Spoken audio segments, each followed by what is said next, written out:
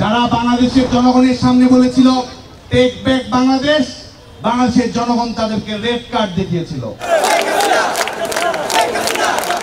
যারা বলেছিল বাংলাদেশে লু হাওয়া প্রবাহিত হবে, তারা দেখেছে পরিবর্তনের হাওয়া বঙ্গবন্ধু কন্যা দেশরত্ন শেখ হাসিনার নেতৃত্বে বাংলাদেশে টেকসই থাকবে, টেকসই রবে।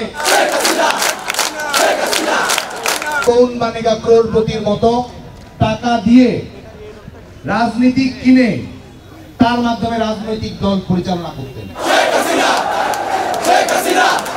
বঙ্গবন্ধু কন্যা দেশরত্ন শেখ হাসিনা সামরিক স্বৈরাচারের বিরুদ্ধে সংগ্রাম করেছেন, বুলেট গ্রেনেড মোকাবেলা করেছেন, মৌলিক মানবাধিকার প্রতিষ্ঠা করেছেন, সাংবিধানিক শাসন প্রতিষ্ঠা করেছেন, সোশ্যাল ডেমোক্রেট কল্যাণধর্মী রাষ্ট্র ব্যবস্থা প্রবর্তন করেছেন।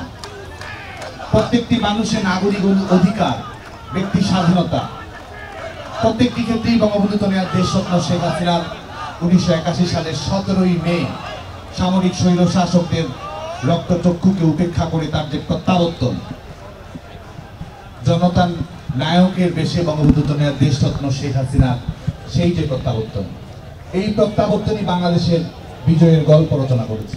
এই প্রত্যাবর্তনই বাংলাদেশের পরিবর্তনের সূচনা করেছে।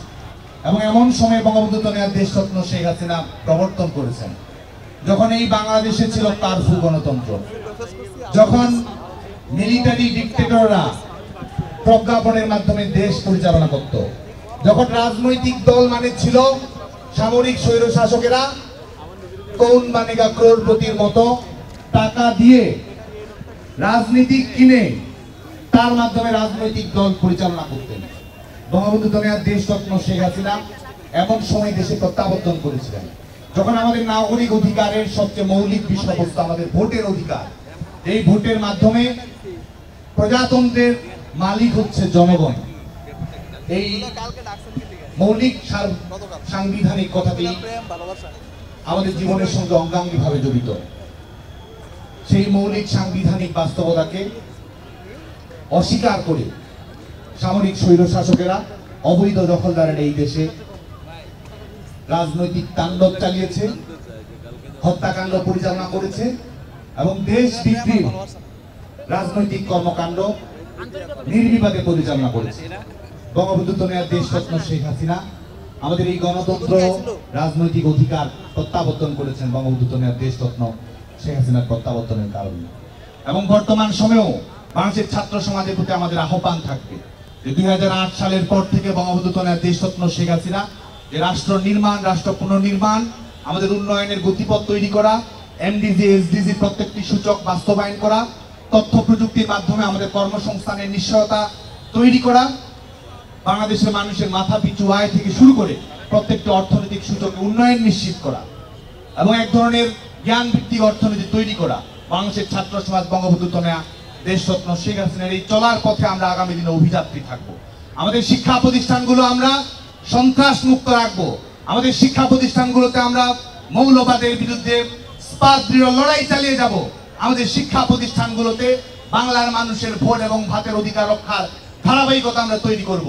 বাংলাদেশের শিক্ষা প্রতিষ্ঠানগুলো হবে সাংবিধানিক শাসন পরিচালনা করার রক্ষা কবচ হিসেবে থাকবে বাংলাদেশের শিক্ষা প্রতিষ্ঠানগুলো।